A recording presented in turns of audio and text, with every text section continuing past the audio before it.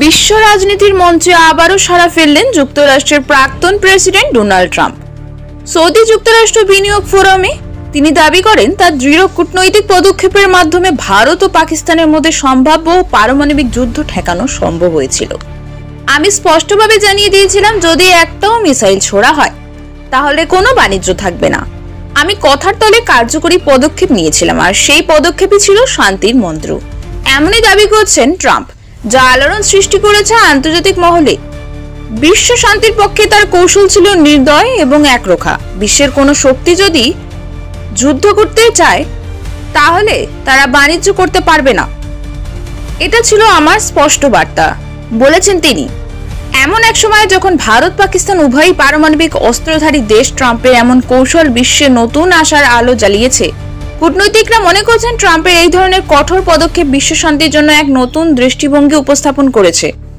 তবে তার এই বক্তব্যের পরে বেশ কিছু প্রশ্ন উত্থিত হয়েছে। বিশেষজ্ঞরা বলছেন ভারত ও পাকিস্তান তাদের দ্বিপাক্ষিক সমস্যায় তৃতীয় পক্ষের হস্তক্ষেপ একদম পছন্দ করে না। তাই ট্রাম্পের ভূমিকা আসলে কতটা কার্যকরী ছিল সে নিয়ে আলোচনা চলছে।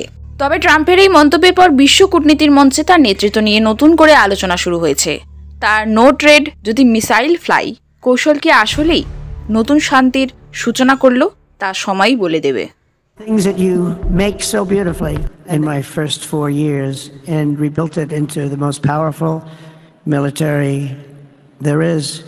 And you saw that when I knocked trade to a large extent to do it. I said, fellas, come on, let's make a deal. Let's do some trading. Let's not trade nuclear missiles. Let's trade the things that you make so beautifully. And they both have very powerful leaders, very strong leaders, good leaders, smart leaders. And it all stopped.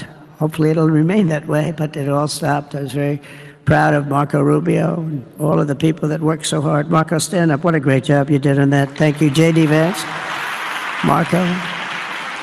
The whole group worked with you, but it was a great job. And I think they're actually getting along. Maybe we can even get them together a little bit, Marco, where they go out and have a nice dinner together. Wouldn't that be nice? But we've come a long way, and it could be, millions of people could have died from that conflict that started off small and was getting bigger and bigger and bigger by the day. I've also been working relentlessly to end the terrible bloodshed between, for the most part, soldiers from Ukraine, soldiers from Russia. They're not from here and they're not from the United States, but their souls. Their souls, I think mostly they're young, beautiful souls that left their parents waving goodbye, left their brothers and sisters. Goodbye, I'll see you soon. And they got blown to pieces. 5,000 on average a week are dying. And people are dying elsewhere in the region, but tremendous numbers like we haven't seen since World War II are dying. And I want to stop it. I want to stop it. It's a horrible war. Would have never happened if I were president. That's a war that would have never happened. October 7th would have never happened if I were president, because Iran had no money to pay Hamas or anybody else, the embargoes and sanctions. But let me take this opportunity to thank the Kingdom of Saudi Arabia for the constructive role that you've played in facilitating the Ukraine talks. And it really is, you've been amazing. You've made everything available to us. Thank you very much.